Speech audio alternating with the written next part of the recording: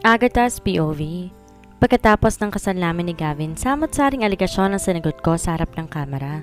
Well, I'm Agatha de Vera and nothing scares me now. Matapang ko tinuldukan lahat ng mga katanungang binabato sa akin and everything went well according to my plan. Kinausap naman na masinsinan ni Tito Gerald si Gavin, pero hanggang ngayon hindi pa rin ni Gavin matanggap na iniwan siya na babaeng pinakamamahal niya sa araw ng kanilang pag-iisang dibdib. Sa halip maawa si Gavin kay Janice, kinasuklaman pa niya ito dahil sa kasinungalingang sinabi sa kanya ng sarili niyang ama. I love how money and power blinded his dad. Kakatapos ko lang mag-ayos ng mga gamit namin ni Gavin at ngayon nasa kitchen naman ako para ayusin ang mga cooking at eating utensils. Kakalipat lang namin ng bahay. My dad gave us a house and lot as his present while Tito Gerald advised us to have a child already. I cannot even imagine myself kissing this man in a passionate way. I loathe him and nothing can change that. Agatha, pasensya ka na ha. Salamat nga pala sa pagsalo mo sa akin nung araw na yon.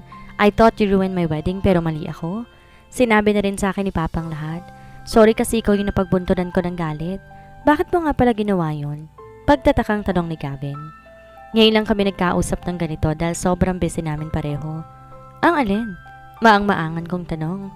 Why did you agree to become a substitute bride? Nakatitig si Gavin ng diretso sa akin at nakabang sa isasagot ko. I just thought I have to save you from shame. Isa pa, Tito Gerald asked me if I will be willing to do so para daw di ka mapahiya sa harap ng maraming tao. Umuo lang ako. I forgot to think other things like matatali ako sa iyo after ng seremonyas but uminto ako saglit at gumiti. Gusto naman talaga kita in the first place so hindi naman ako lugi. Pagpapatuloy ko. Kumunot ang noo ni Gavin sa sinabi ko. Lumapit siya sa kinatatayuan ko at inagaw sa akin ang hawak kong mga plato, dahilan para magpatong aming mga kamay. I love Janice. Please bear with me if hindi ko kayang suklian ang pagtingin mo. Di madaling mag-move on. Di ko kayang kalimutan nilang bastang nararamdaman ko para kay Janice. He said in a husky voice. I can feel his pain. Mahal na mahal talaga ni Gavin sa Janice. Walang araw na hindi siya naglalasing. Walang gabing di niya napapanaginipan sa Janice. Sa tuwing pinapakita niyang mahal na mahal niya ang babaeng yon, lalo ko nang gigigil na ipagigante si Era. I am praying that this agony will last for a long time. Don't worry, I can wait naman. As of now, you should focus on healing your own scar so that you can be ready to receive what I'm about to give to you. Nakangiti kong sambit habang nakatitig ng diretso sa kanyang mga mata. He is about to kiss me nang bigla akong pinailing sa ibang direksyon ng mukha ko. Mabilis din tong isang tuwa. Kakasabi lang na mahal niya si Janice pero hinahalikan niya na ako? What the? Inalis ko ang pagkakapatong ng mga kamay ko sa kamay ni Gavin at itinuloy ang pag-aayos ng mga gamit sa kusina. Napaubo si Gavin bago tuloy lumakad papalayo sa akin. Umupo siya sa upuan at pinanood na lamang ako habang abala ko sa paglilinis. You still look the same. You haven't changed except on the way you dress. Ikaw pa rin ang first love kong si Agatha. He asked out of nowhere. Huwag mo nang ipaalala sa akin na nakaraan. Nagsisisi ako dahil I rejected you before I even left you waiting for nothing after. Mabilis kong tugon. I did not accept his love that time dahil babaero siya. He is not serious. He's just finding someone who's going to play fire with him. And I hate those kinds of men. What he said next surprised me. Di na kita nahintay noon kaya't sinundan na lang kita sa States. At nagulat ako kasi kayo na pala ng personal bodyguard mong si Dexter. I planned to surprise you pero kabaliktaran ang nangyari. Ako yung nasurpresa sa nasaksihan ko. Bulong ni Gavin pagkatapos ay tumingin siya sa may bintana na parabang inaalalang nakaraan. What did you say? I suddenly screamed thinking that I had heard it wrong. Sinundan kita sa States noon. Di ko naman alam na masasaktan lang pala ako sa dadatnan ko. Iniwas pa rin ni Gavin ang pagtingin sa kinaroroonan ko. Natigilan ako sa sinabi niya. Hindi ko alam. Wala akong kaalam-alam na sinundan niya pala ako noon. So, ibig sabihin, he is serious? Ano bang pinagsasabi mo? Hindi naman naging kami ni Dexter. Close lang talaga kami, pero walang kami. Pagpapaliwanag ko. Teka, ba't ba ako nag-explain sa kanya? Eh, ba't mo siya hinalikan noon? He asked while raising his eyebrows. Aksidente ang nangyari. We're both drunk pero walang nangyari after that dahil naimasmasa naman kagad kami. Biglang kumuhit ang kurba sa kanyang mukha. Ngayon ko lang si Gavin ulit nakita ngumiti matapos ang kasal namin. I thought kayo so I entertained myself after arriving here in the Philippines at doon ko nakilala si Era, yung ex-fiancé ko na nag-suicide. Malungkot niyang wika. Napatikom ang kamay ko na marinig ko ang pangalan ng best friend ko. Bakit ka nagpahiwalay sa kanya? I queried. Mabait naman siya. She is a wife material until she became possessive. Nasakal ako sa kanya. Palagi niya ako pinagdududahan na may iba akong babae hanggang sa isang araw. I found myself loving another woman while I'm in a relationship with her. Tumagal ang mga buwan bago ako nagkaroon ng lakas ng loob na makipaghiwalay sa kanya. He uttered while tapping the table. Di na ako maling nagtanong dahil malinaw na sa akin ang lahat. He is a cheater. Walang sapat na rason para lokohin niyang kaibigan ko. Pwede naman siya makipaghiwalay ng maayos kung ayaw niya, but I just use it as an excuse to deceive my best friend. Nanubig bigla ang mata ko. I miss Era. Wala nang nangangamusta sa akin. Wala nang nagpapatawa sa akin kapag sobrang down ko. Wala nang sumusuway sa kapilahan ko. Agad kong pinunasan ng mga luha ko. Hey Agatha, bakit ka umiiyak? Seryosong tanong ni Gavin. I remembered my mom. She's been cheated by my dad so many times and I get traumatized by it. Bakit ganon kayo mga lalaki? You can freely leave the relationship if you're not happy anymore. Bakit hinihintay niyo pang magkamaligit, makasakit bago kayo umexit? Your excuses are all invalid. Sumabog ng emosyong pilit kong hinahawakan na mahigpit. Kumawala na sa aking bibig ang mga salitang noon ko pa gustong itanong kay Papa. Nanlaki ang mata ko na maramdaman ko ang mga braso ni Gavin sa katawan ko. Niyakap niya ako mula likod at bumulong. Men are not perfect. Sometimes we cannot control ourselves. Takot din kami. Takot kaming bitawan ng bagay na matagal na naming iniingatan. Kaya pinagsasabay niyo na lang. Ganun ba ha? Sigaw kong tanong sa kanya. I'm sorry, I became too emotional. Ani ko bago umakyat sa aming kwarto. Iniwan ko si Gavin tulala. Tila ba may malalim na iniisip? I am sure si Janice na naman iyon. Mag-asawa na kami pero ayoko magtabi kami sa isang kama. Kaya naman 2 single beds ang pinalagay ko sa silid namin. I am still a woman and he is a man. Ayoko may mangyari sa amin since this marriage has its ending. I will leave him the moment that he loves me more than himself. After a few minutes, pumasok na rin si Gavin sa kwarto. Tahimik lang kaming nakahiga pareho. Pipikit na sanang mata ko na marinig kong malutong na pagmumura ni Gavin. Why are you calling me after what you've done? Nakokonsensya ka ba? O tumawag ka para i-check kung humihinga pa ako para siguraduhin nagdudusa ako sa mga oras na to? Ito ba ang ganti mo na malaman mong sinabay kita sa isang babae, ha? Ano? Pinagsabay mo rin ba kami ni Richie? Magkasama ba kayo ngayon? Siya ba ang pinakasalan mo? Sumagot ka, Janice. Bigla ako na-excite. Let's see kung mas paniniwalaan ni Gavin si Janice kaysa sarili niyang ama. Nakatulugan ko na kagabi si Gavin, kausap si Janice. Pagkamulat ko ng aking mga mata, marulutong na mura agad ang binungad ni Gavin sa akin. Halos basag lahat ng mga gamit namin sa loob ng kwarto. Ang mamahal pa naman ang bili ko sa mga yun. Natulog ka ba? Parang puyat na unggoy ang itsura mo ha. Bati ko habang nag-iinat at nag-aayos ng aking buhok. Anong sinabi mo kay Janice? Bakit siya umalis sa mismong araw ng kasal namin? Sabihin mong totoo, Agatha. I have treated you well since yesterday dahil akala ko, sinalo mo ko. Pero mukhang ikaw ang dahilan ng pagkawasa ko. Halos lamunin na ni Gavin ako sa pagkakatitig sa akin. Ramdam na ramdam ko ang kanyang galit. Hindi ko na alam na mas paniniwalaan pala talaga niya si Janice kaysa kay Tito Gerald. Hey, you should relax yourself first. Sa sobrang dami mong tanong hindi ko na alam ang una kong sasagutin. Teka, di ba kausap po kagabi yung ex-fiancé mo? Bakit di mo pa tinanong ang mga yan sa kanya? Mahinahon kong tugon habang nakatingin sa mga daliri ko sa kamay. Umiyak lang siya nang umiyak kagabi at tanong ng tanong kung ano ba ang mali sa kanya, kung ano ba ang kulang sa kanya. She's not with Richie. Mali ang sinabi sa akin ni Papa. All I know is that wala siyang kasalanan. Di niya ako iniwan ng walang dahilan kahit sabihin mo sa akin. Anong sinabi mo sa kanya para magkaganon siya? Nakayoko si Gavin at nakatingin sa sahig. Nakita ko ang pagpatak ng luha niya. Agad din niyang napigilan ng pagpatak pang muli ng kanyang mga luha. Tumunghay siya sa akin na marinig niyang sinabi ko, ang ganda ng singsing. Ani ko habang pinagmamasan ang wedding ring sa daliri ko. Mabilis siya humakbang patungo sa kinatatayuan ko. Agresibo niyang hinawakan ng mga kamay ko at saka hinugot ang wedding ring sa palasingsingan ko. This is not yours. I am not yours and I will never be. His voice is firm and authoritative. Nandisik ang kanyang mata at bigla hinawakan na mahigpit ang aking mga balikat.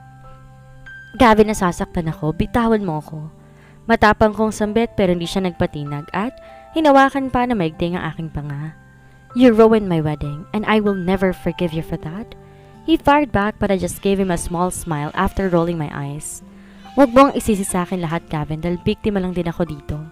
Pagsasinungaling ko. What do you mean? Kunot noon niyang tanong. Our parents made a shady agreement. They want us to marry for business. Binayaran na ni Papa ang pagkakautang niyo kay Emil at ikaw lang naman ang ginawang collateral ng Papa mo. I continued as I removed his dirty hands on my face. What did you say? His black eyebrows shot up. I pursed my lips and reasoned out. Alam niyang hindi ka papayag kaya itinago niya sa'yo. Di ba may sakit si Gian and his medications are costly? Don't you think it's enough reason para magdesisyon ng ganun ng Papa mo? Don't be selfish, Gavin. Janice is a nurse who is earning below 20,000 and your business is plummeting. Love is not enough, Gavin. You need money to survive. I combed my hair using my fingers as I looked into his eyes. What have I said made him think? Ito ba ang gusto ni Papa? Pues pagbibigyan ko siya for Gian's sake. We can act as a couple in front of the crowd and cameras, but you cannot dictate kung anong dapat kong gawin. I will be free to do whatever I want. Saad ni Gavin na tila ba humihingi ng pahintulot na magloko kahit kakakasal lamang namin. That is bad for you. Hindi mo po pwedeng gawin lamang gusto mong gawin. Gavin, I am in control of this relationship. You are now my husband. No, I mean, you are now a person who stands surely for a bond. I will make a contract. And you have no choice but to follow it unless babayaran mo lahat ng perang kinukuha ng Papa mo sa akin at sa Papa ko. Contract? Anong feeling na nasa pelikula tayo? Nasa teleserye? O nasa novel? He laughed devilishly. I don't involve myself sa mga ganyang bagay, Agatha. Ginusto mong matali sa akin, hindi panindigan mo? Huwag mo ako pipiliting pumirma sa kontratang sinasabi mo. At wag mo rin akong sisisihin ko sa panahon ng pagkasama natin. Puro pasakit at sama ng loob ang ibibigay ko sa'yo. You know that I love you. He continued. Well, hindi na ako nagulat sa sinabi ni Gavin dahil alam ko. Gano'n ang magiging reaksyon niya. Tingnan lang natin, Gavin, kung hindi ka mahulog sa kamandag ko sa mga susunod na araw. Oo nga pala, regarding doon sa tanong mo kanina, sinabi ko kay Janice na buntis ako at ikaw ang ama? I chuckled before I sat on his lap. Are you insane? Ba't mo sinabi yun? Galit na sigaw ni Gavin. Nahulog ako sa sahig dahil sa pagkakatulak niya sa akin. Sasampalin pa niya sana ako pero nasangga ko na ang kanyang kamay. You have no right to hurt me. I just did what I was taught. I rolled my eyes before giving him a slap. What was that for? Ipapaalala ko lang sa'yo na hindi ako tulad ng ibang babae. Ayoko sa lahat yung binabastos ako at ginagago. Hindi na ako yung Agatha na nakilala mo noon. Naiyakin. I am warning you, Gavin. Don't ever lie to me. Don't cheat on me dahil ayokong maging laman ng mga tabloids at ng balita. Ayoko sa lahat yung pinagmumukha kong kawawa. Gavin gazed at me for about 2 minutes bago siya lumabas ng kwarto. Saan ka pupunta? Sigaw ko. Hanapin ang babaeng mahal ko? Hindi ko na si Gavin hinabol pa dahil hindi bagay sa beauty ko ang maghabol sa lalaki. Bumalik ulit ako sa pagkakahiga at tumingin sa kisame. Era, sana masaya ka kung nasan ka man. Bulong ko. Pumatak na naman ang luha sa mata ko. I cannot still accept na iniwan ako ng BFF ko. Sa tuwing nagpe-pray sa utak ko ang araw na yon, paulit-ulit na nadudurog ang puso ko. Kung napaaga lang sana ako, buhay pa sana siya? Kinuha ko yung cellphone ko para tawagan si Dexter at as usual, agad niyang sinagot ang tawag. Congratulations nga pala sa kasal mo, Agatha. You know there's nothing to be happy about that, Dexter. Anyway, sundan mo si Gavin. I-report mo sa akin ang lahat, sinong kasama niya, saan siya nagpunta, at ano ang ginawa niya. Di ba siya yung binasad mo noon? Sunod-sunod pang tanong ni Dexter. Hey, I don't need to explain my actions to you. I know na concerned ka sa akin, but I have nothing to worry about. He is just a toy that I'm playing with, and later on, I will dump him when I get what I want. Just follow my order. I am sorry, Agatha. I have crossed the line. He pleaded. Wala yun. Sige, sundan mo na siya and make sure to take some photos as proof, okay? Nagbalot ako ng kumot habang hinihintay ang email ng aking secretary. Tinatamad ako na pumunta sa office. Copy. Pinapupunta nga pala ng papa mo sa opisina. Wala ako sa mood pumunta ng office. Sige na, Dexter, matulog muna ako. Pakisabi rin kay papa na mamayang lunch after na ako pupunta. Thank you. Hindi ko na hinintay pa ang sagot ni Dexter at pinatay ko na ang tawag. Pinikit ko na ulit ang aking mga mata. Palagi kong pinagdarasal na sana kahit isang beses dalawin ako ni na Mama at Era sa panaginip. I am tough but I am broken inside. Napabalik ko sa higaan nang tumunog ang telepono. Tumawag pa talagang sekretary ko ay nakapag-reply na ako sa kanya via email. Ano ba? Hindi mo ba na-receive yung email ko? Natutulog ako, wag kang abala. Inintay ko ang pagsasorry niyang sekretarya ko, ngunit ibang boses ang tumambad sa akin. You played it well, Agatha. Her voice sounds familiar. Natanggap mo na ba ang regalo ko? She continued. Sino ka? Paano mo nalaman ang landline number namin? Nagtataka kong tanong. I am the runway bride. Tumindig ang balahibo ko. Paano siya? I just called to warn you. Gavin is not an ordinary man. Mag-iingat ka sa kanya, Agatha. He is greedy and self-centered. Do not fall for his charms. Tinatakot ba ako ng impaktong to? Sa bagay, hindi rin naman niya ako kilala ng lubusan. Janice, it's nice hearing your voice after that day. I giggled. Bantayin mo ang asawa mo? Babalik ako at kukunin ko ang pagmamayari ko. Hindi mo ako masisindak, Janice. Sa mata ng batas, sa akin si Gavin. Asawa ka lang sa papel, Agatha. Maaring nasa iyo nga ang katawan niya pero hindi mo hawak ang puso't isip niya. Nagsisisi ako, nagpadala ko sa galit ko noon at iniwan ng lalaking mahal na mahal ko. Hindi ko naman nakalaing sinungaling ka pala. Narinig ko pa ang malakas niyang pagtawa. Inabala mo na ako, Janice. Enough of your words. Kung gusto mong kunin si Gavin, gawin mo. Huwag yung puro ko lang ngawa. Era! Janice said out of the blue. Nanlaki ang mata ko. You know her, right? Namula ang mukha ko sa galit. Paano niya nakilala ang best friend ko? 2 weeks later, palaisipan sa akin kung paano nakilala ni Janice si Era at kung paano niya nalaman ang connection namin sa isa't isa. Natanggap ko rin ang walang kwentang regalong sinasabi niya. She gave me a blank sheet of paper with dots in every corner. Gusto kong isipin ang meaning nun pero ayokong sayangin ang oras ko sa mga walang kwentang bagay. Halos 1 linggo ko ring inalew ang sarili ko sa pagsha-shopping at paglalaro ng table tennis. I need to get rid of Janice pero hindi ko niya maisakatuparan. Suot ang isang pulang coat na isang fitted above the knee white dress ay taas na ako naglakad papunta sa aking opisina. Nahagip ng mga mata ko ang pagbubulungan ng isang employee. Inappoint lang ako ni Papa nang biglaan bilang CEO sa isa sa mga kumpanya niyang ito at kinasama ng loob ng kanyang katiwala na si Miyaka Costa. Pumilit ako at nag-iba ng direksyon. Narinig ko ang pagtatakbo ng mga empleyado pabalik sa kani-kanilang cubicle. Hindi napansin ang 3 chismosa na nasa likuran na nila ako. Tuloy-tuloy pa rin ang kanilang chismisan. Alam niyo bang kakakasal lamang ni Madam? Chika ng babaeng kulot na matangkad. O talaga ba? Di ba boyish yun? May tinatago ka rin palang kalandian, no? Tugon naman ni Aling Marites. Hindi ko alam ang names nila since madalang lang naman akong pumunta dito sa office. Ito pinakamaintindi sa lahat. Singit ng baklang kulay kalawang ang buhok. Ano yon, bakla? Splok mo na. Sabay na sabi ng 2 babae. Kinorner lang daw ni Madam ang groom. Hindi talaga siya ang pakakasalan, girls. O diba? Ahas at desperada. Si Madam, masama talagang ugali niya. Pasabog ng baklang mukhang palaka. Nanginig ang tuhod ko dahil sa maramdamang may tao sa kanilang likuran. Agad naman silang yumuko at bumati sa akin. Nandyan na po pala kayo. Ma'am, magandang tanghali po. Nauutal na bati ng isang babae. Lumuhod naman sila kaagad habang nakayuko. Nagsorry din kayong 2.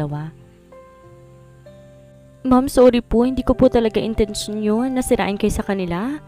Nagsorry din yung 2 sa akin at nangakong di na muling pagpapiestahan ang buhay ko. Get up. Mahinahon kong saad. Madam, salamat po, hindi na po mauulit. Sabay-sabay nilang sabi. Talagang hindi na mauulit because you're fired. Nakangiti kong sambit. Madam, sorry po. Promise po hindi na mauulit talaga. Kailangan po namin trabahong to eh. It's too late to say sorry and to feel sorry. Get your things and leave this place now. I yelled. Di na bago sa akin ang ganitong eksena. I am doing this for 3 years already nung nasa kabilang company ako. Siguro nga kaya nilipat ako rito ni Papa dahil sa walang tumatagal na empleyado sa akin. Makinig kayong lahat. Kung ayaw niyo mapagaya sa kanila, wag na wag niyong pag-uusapan ang personal kong buhay dito. Sa opisina o ang personal life ni Papa? You can gossip all you want, just make sure that I will not be able to catch you. Nagsitanguan ng mga empleyado at lumakad na ako papasok sa aking opisina. Nasa 5th floor pa ang gusali ng aking office.